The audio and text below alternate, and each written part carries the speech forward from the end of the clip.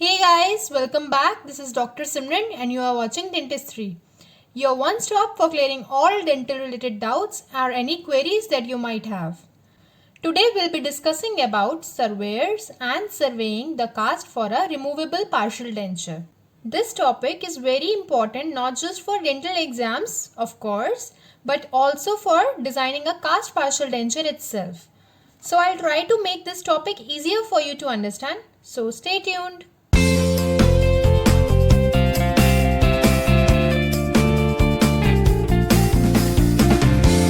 So talking of surveying, what do you exactly mean by the term survey? Survey means that you inspect, analyze and then take any appropriate decisions. Like for example, imagine you want to buy a house on a particular area. You obviously would want to know about the locality, the community, how are the people living there, then if there are any trees or school, hospitals around that area. So you would do a proper survey of that area.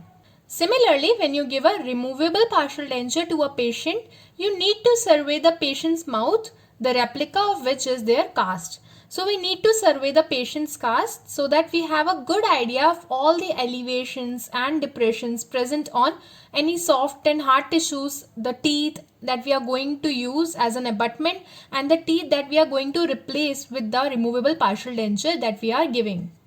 So now, before diving deep into the topic, let's go through certain basic terms that we are going to talk about throughout the video. So suppose this is the tooth. We are seeing it from the side. Okay. Now, the greatest bulge of this tooth is this area. So this is called the height of contour of this tooth. The greatest bulge of the tooth is called the height of contour. Okay. So now if we draw a line from this point, a tangent running from the height of contour of the tooth, then we get this area. This is what we call the undercut. And this was the height of contour. Now, talking about these undercut area, these can be either favorable or unfavorable. Now, what are favorable undercuts? These are the areas which are required for the retention of our prosthesis, and the retentive component of the partial denture rests in this area. So these are important for the retention of the denture. But there are certain undercuts that create problem in our denture placement and removal. So suppose there is this component of the cast partial denture that has to be seated in the undercut area. If we are trying to give it to this patient, what will happen is the height of the contour, that is, this is the bulge area of the tooth. So it won't allow the component to go in the undercut because this is the bulge and the undercut is smaller than that.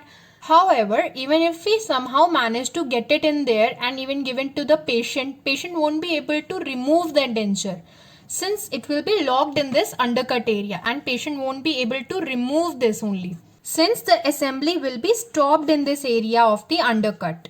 So the denture that was supposed to be a removable partial denture will be a fixed partial denture, which is not a great thing since patient won't be able to maintain his oral hygiene and it will lead to many problems. So it is necessary to eliminate all the unfavorable undercuts and preserve or create favorable undercuts for the retention of a denture. So what are the objectives of surveying? What do we do with it? So first of all, we analyze the cast. So we analyze the cast. So we analyze the diagnostic cast for all the deep unfavorable undercuts on the ridges or bony prominences that will require pre-prosthetic surgeries, and we locate and measure the areas of the tooth that can be used as retention. Then, to determine the most suitable path of placement, the path of insertion you can say, and to mark the height of contour, to know the height of contour, and locate the areas of undesirable undercuts that need to be eliminated or blocked out. Now, To survey a cast and mark the contours and relative position of the undercuts and the associated structures, we use an instrument called a surveyor. So let's see now the parts of a surveyor. So I have drawn a very vague diagram of a surveyor so that we can understand the parts of a surveyor. So first of all, this is the surveying platform.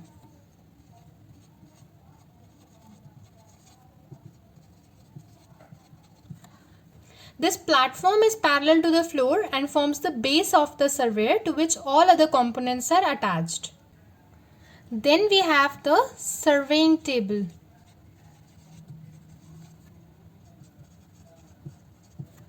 This cast holder or the surveying table is attached to the base with the help of a ball and socket joint. So this is our ball and socket joint. And the cast is placed on this table and it can be locked into any particular position with the help of this locking device, and with the help of the ball and socket joint we can tilt the cast. Then this is the vertical arm.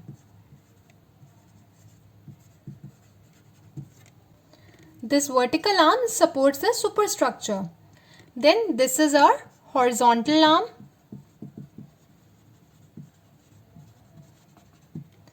And from this horizontal arm the surveying tool suspends, and this is fixed in Naze surveyor, but it can be revolved horizontally in Jelenko surveyor. Then this is the surveying arm.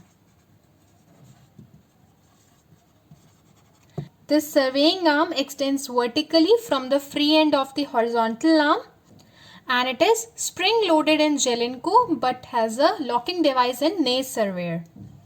Then you can see this component below the surveying arm is the mandrel. This is the mandrel to which our surveying tools are attached.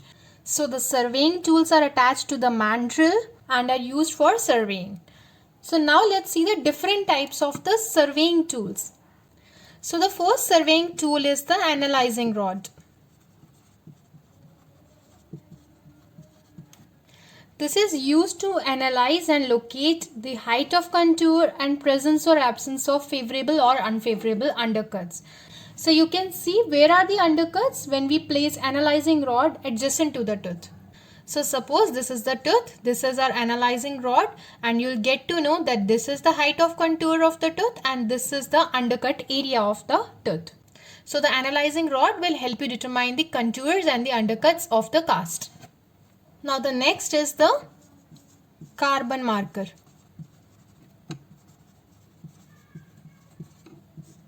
That we use to mark this height of contour that we have analyzed with the analyzing rod.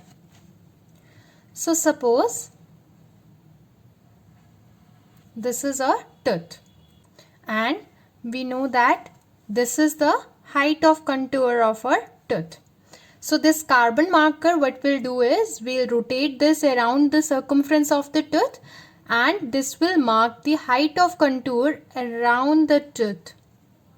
So when the carbon marker moves around the tooth, it contacts the highest bulge and marks the height of contour of the tooth. So this is how the carbon marker marks the tooth. So it is like a lead pencil that marks the tooth at the highest bulge. And this line that is formed is called the survey line. The next tool is the undercut gauges. Now you know the height of contour of the tooth, and we know below it will be the undercut area. This is the undercut area. So how will we know how deep is that undercut?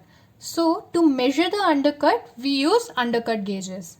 So the undercut gauge is like the analyzing rod, just with the disc at its end, and this disc comes in various sizes that helps us to measure the undercut area. So suppose this is the undercut gauge and these are the discs, and these undercut gauges comes in three sizes: 0.01 inches, 0.02 inches and 0.03 inches.